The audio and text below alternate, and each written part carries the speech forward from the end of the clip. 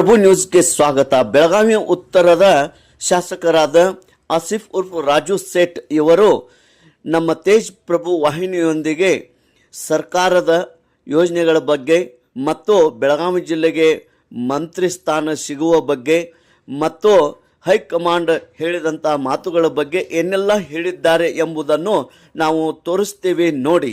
ತೇಜ್ ಪ್ರಭು news Belagavi. ಕೂಡ ಹೇಳಿದ್ದೇವೆ ಹೈಕಮಾಂಡ್ಗೆ. ಫಸ್ಟ್ ಟೈಮಲ್ಲಿ ಯಾರು ಒಂದು 5 ಮಂದಿಗೆ ತಾವು ಕೊಡಿ. ಯಾಕೆ ಕೊಡಿ? ನಿಮ್ಮ ಕ್ಷೇತ್ರದಲ್ಲಿ ಒಂದು ಆಲ್ರೆಡಿ ಎಲೆಕ್ಟ್ ಆಯ್ತು ಫಸ್ಟಿನಿಂದ ನಮ್ಗೆ ಕೆಲಸ ಮಾಡ್ತಾ ಇದ್ದೀವಿ. ಬೇರೆ ಯಾರೇ ಮಾಡ್ತಾರೋ ಏನು ಮಾಡೋದಿಲ್ಲ ನಾವು ನೋಡೋದಿಲ್ಲ. ಕೆಲಸ ನಾವು ಒಟ್ಟು ಮಾಡ್ತಾ ಇದ್ದೀವಿ. ಅದಕ್ಕೆ ವೋಟರ್ಸ್ಗೆ ಜನ ಅವ್ರದ್ದು ಆಶೀರ್ವಾದ ಬೇಕು. ಎಲೆಕ್ಟ್ ಆಗಿದೆ ಒಂದು ಆಶೀರ್ವಾದ ಇತ್ತು ಎಲೆಕ್ಟ್ ಆಗ್ಬೋದು. ಅವರು ಒಂದು ಒಳ್ಳೆ ವರ್ಕರ್.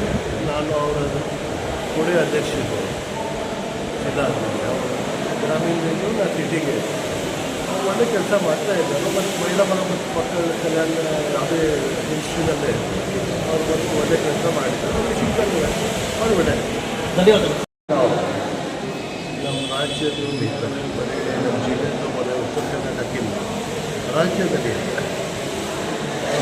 ನಮ್ಮದು ಲೀಡರ್ ಅವರು ಮತ್ತು ಮುಂದೆ ಬರೋ ದಿನದಲ್ಲೇ ಬರುವ ವರ್ಷದಲ್ಲೇ ಅವ್ರಿಗೆ ಅವಕಾಶ ಸಿಗ್ತದೆ. ಸರ್, ಈಗ ಒಂದು ಪ್ರಥಮವಾಗಿ ಸಾಕಷ್ಟು ಜನ ಶಾಸಕರಿಗೆ ಸಚಿವ ಸ್ಥಾನ ನಾನು ಯಾರಿಗೆ ಕೇಳಲಿಕ್ಕೆ ಹೋಗಲಿಲ್ಲ. ನಾನು ಅಲ್ಲಿ ಕೆಲಸ ಮಾಡ್ತಾ ಇದ್ದೀನಿ.